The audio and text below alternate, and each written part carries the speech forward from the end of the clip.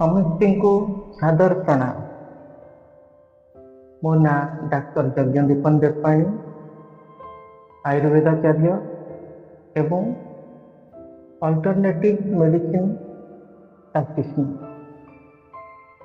ଘର ଡମ୍ପଡ଼ା ଏବଂ ଦୀର୍ଘ 16 ବର୍ଷ ହେଲା ଡମ୍ପଡ଼ାରେ ଥିବା ସୁଧାଂଶୁ ବାଣା ଚାରିଟେବୁଲ ଆୟୁର୍ବେଦ ହସ୍ପିଟାଲରେ ଚିକିତ୍ସକ ରୂପେ କାର୍ଯ୍ୟରତ। ମୁଁ 2008 ମସିହାରେ ଯେତେବେଳେ ଗୋପବନ୍ଧୁ ଆୟୁର୍ବେଦ ମହାବିଦ୍ୟାଳୟରୁ ପାସ୍ ଆଉଟ୍ କଲି, ସେତେବେଳେ ଗାଁକୁ ଆସି, ମୋ ଗାଁ ଡମ୍ପଡ଼ାକୁ ଆସି ଏହି ହସ୍ପିଟାଲଟିକୁ ଆରମ୍ଭ କରିଥିଲି। ମୁଖ୍ୟ ଉଦ୍ଦେଶ୍ୟ ଥିଲା all therapy under one roof, ଗୋଟିଏ ଛାତ ତଳେ ସମସ୍ତ ପ୍ରକାର ଚିକିତ୍ସା ପଦ୍ଧତିକୁ ଯେମିତି ଚିକିତ୍ସା କରାଯାଇପାରିବ, ଏହି ଉଦ୍ଦେଶ୍ୟ ଧରି ଏହି ସୁଧାଂଶୁ ବାଣା ଚାରିଟେବୁଲ ଆୟୁର୍ବେଦ ହସ୍ପିଟାଲ ଦୀର୍ଘ 16 ବର୍ଷ ଧରି ଡମ୍ପଡ଼ାରେ ବିଭିନ୍ନ ପ୍ରକାର ରୋଗୀମାନଙ୍କର ସେବା ଯୋଗାଇ ଦେଉଅଛି। ଏହି ହସ୍ପିଟାଲରେ ଆମେ ଆୟୁର୍ବେଦ ଛଡ଼ା ବିଭିନ୍ନ ପ୍ରକାର ବିକଳ୍ପ ଚିକିତ୍ସା ପଦ୍ଧତି ଯେମିତିକି ଇଲେକ୍ଟ୍ରୋ ହୋମିଓପାଥି, ଆକୁପ୍ରେସର, ଆକୁପଙ୍କ୍ଚର, କପିଂ ଥେରାପି, ପଞ୍ଚକର୍ମ, ନ୍ୟୁରୋଥେରାପି,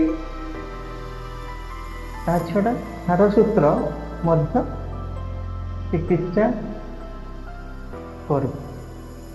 ଦୀର୍ଘ 16 ବର୍ଷରେ ଆମର ଏଠାରେ ପାଖାପାଖି 1,00,000ରୁ ଉର୍ଦ୍ଧ୍ୱ ରୋଗୀମାନଙ୍କର ସଫଳ ଚିକିତ୍ସା କରାଯାଇଅଛି।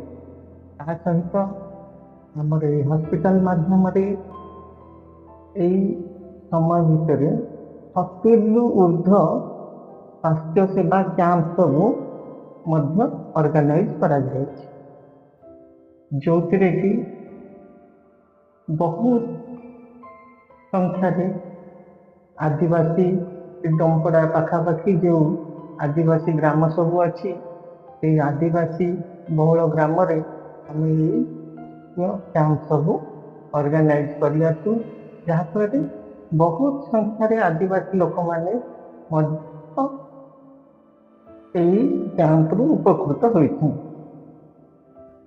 ତା ଛଡ଼ା ଆମର ଏହି ହସ୍ପିଟାଲର ଯେଉଁ ସବୁ ସଫଳ କେସ୍ ଆମେ ବିଭିନ୍ନ ପ୍ରକାର ଥେରାପିରେ ଚିକିତ୍ସା କରିଛୁ, ତାର ଛୋଟ ଛୋଟ ଭିଡ଼ିଓ କରି ସମସ୍ତଙ୍କ ପାଖରେ କେମିତି ସେ ସେବା ସବୁ ହେଇପାରିଛି ତାର ପ୍ରଚାର ପ୍ରସାର ବିଭିନ୍ନ ସୋସିଆଲ ମିଡ଼ିଆ ମାଧ୍ୟମରେ କରାଇବା ଆମର ଏହି ପ୍ରୟାସର ମୁଖ୍ୟ ଉଦ୍ଦେଶ୍ୟ।